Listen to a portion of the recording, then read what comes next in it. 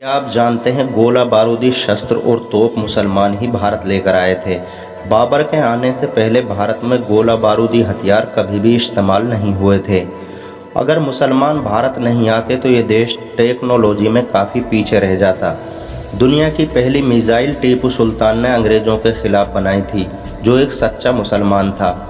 परमाणु बम और रॉकेट विधि भी भारत को मुसलमानों ने ही दी थी।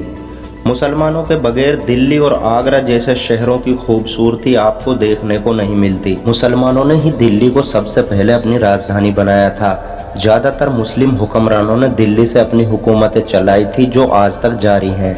लाल किला, ताजमहल, जामा मस्जिद और कुतुब मीनार जैसी सैकड़ों ऐतिहासिक इमारतें भी मुसलमानों की देन हैं, जिनसे आज भारत सरकार हर साल अरबों रुपए कमाती है। मुसलमानों ने भारत में औरंगाबाद, फतेहाबाद जैसे सैकड़ों शहर बसाए थे।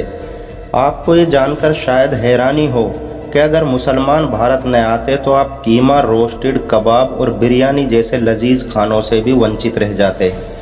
यहाँ तक कि आप खिचड़ी भी नहीं खा सकते थे, क्योंकि इसको बनाने की विधि मुगलों ने ही विकसित की थी। पुलाव, हलवा, मुरब्बा और समोसा बनाने की विधि भी भारत में मुसलमान ही लेकर आए थे। देश के वर्तमान तिरंगे झंडे का डिज़ाइन भी सुरैया तैयब जी ने किया था, जो एक मुसलमान थी। मुर्शिदाबाद, बीजापुर और तंजौर जैसे शहरों में शस्त्र बनाने की फैक्ट्रियां मुगलों ने ही लगाई थी। ये भारत के शस्त्र बनाने के सबसे पहले कारखाने थे, जहां तोपों और बंदूकों, रॉकेटों का निर्माण किया जाता था। मुसलमानों के आने से पहले भारतीयों को बंदूक बनाने का कोई अंदाज़ा नहीं था। अगर मुसलमान भारत न आते तो यहाँ के लोग इस टेक्नोलॉजी से सदियों दूर रह जाते। बहुत कम लोग जानते होंगे कि फूल गोभी, नींबू, खजूर, सेब और संतरा के पेड़ सबसे पहले मुसलमान ही भारत लाए थे। मुसलमानों ने ही सबसे पहले इनकी खेती प्रारंभ की, जो बाद में भारत की मुख्य फसलें बन गई। मुसलमानों के बिना भारत चाय और कॉफ़ी से भी वंचित रह जाता, क्योंकि इनकी खोज भी खालिद ने की थी, जो एक तुर्क मुसलमान था। जब तुर्क मुसलमान भारत आए तो अपने साथ चाय की विधि भी लाए थे।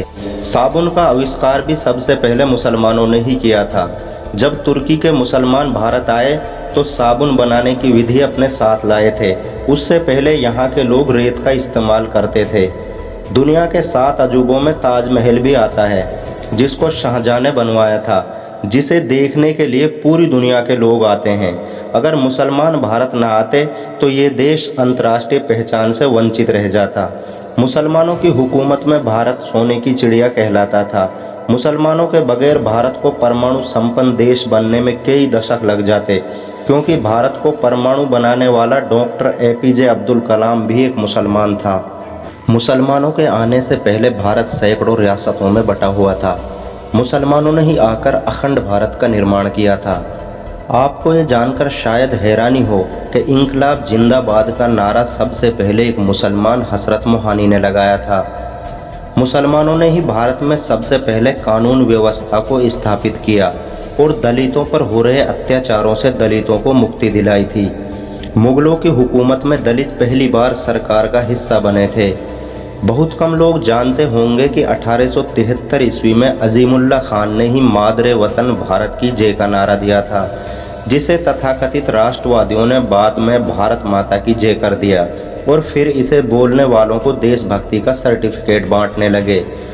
वहीं जय हिंद का नारा सबसे पहले आबिद हसन सफानी ने दिया था। अंग्रेजों से लोहा लेते वक्त उन्हें देश से भगाने के लिए महात्मा गांधी जी ने भारत छोड़ो आंदोलन चलाया था, लेकिन भारत छोड़ो का नारा यूसुफ मेहर अली ने दिया था। साइमन गो बैक का नारा भी यूसुफ मेहर अली ने दिया था। सन 1921 ईस्वी में बिस्मिल अजीमाबादी ने सरफरोशी की तमन्ना अब हमारे दिल में है नारा देकर आज़ादी के सिपाहियों में जोश भर दिया था। अगर मुसलमान भारत नहीं आते तो भारत को आज़ाद होने में और ज़्यादा वक्त लग सकता था, क्योंकि खिलाफत आंदोलन और रेशमी रुमाल तहरीक जैसे आंदोलन मुसलमानों ने ही चलाए थे, जिससे अंग्रेजों के पांव उखड़ गए थे। हर भारतीय की जुबां पर सारे जहां से अच्छा हिंदुस्तान हमारा तराना भी एक मुसलमान अल्लामा इकबाल ने लिखा था। विदेशों से पैसा भेजने के मामले में भारत के मुसलमान पहले नंबर पर हैं, जिससे भारत की GDP को फ़ायदा होता है। भारत की फौज में मुसलमानों की बहुत बड़ी भूमिका रही है। कैप्टन अब्दुल हमीद जैसे हजारों मुसलमान इस देश के लिए शहीद होते आए हैं। अगर मुसलमान भारत नहीं आते तो आपको मोहम्मद अजहरुद्दीन जैसा कप्तान और जहीर खान जैसा रिवर्स स्विंग बॉलर देखने को नहीं मिलता। मुसलमानों के बगैर भारत यूसुफ पठान और इरफान पठान जैसे ऑलराउंडरों से वंचित रह जाता, जिन्होंने 2007 टी20 वर्ल्ड कप जीतने में अहम भूमिका निभाई थी। सानिया मिर्जा और जाफर इकबाल जैसे सैकड़ों खिलाड़ियों ने भारत का नाम रोशन किया है। मुसलमानों के बगैर बॉलीवुड की चमक भी फीकी रह जाती, क्योंकि तीनों खानों की फिल्में बॉक्स ऑफिस पर हमेशा धमाल मचा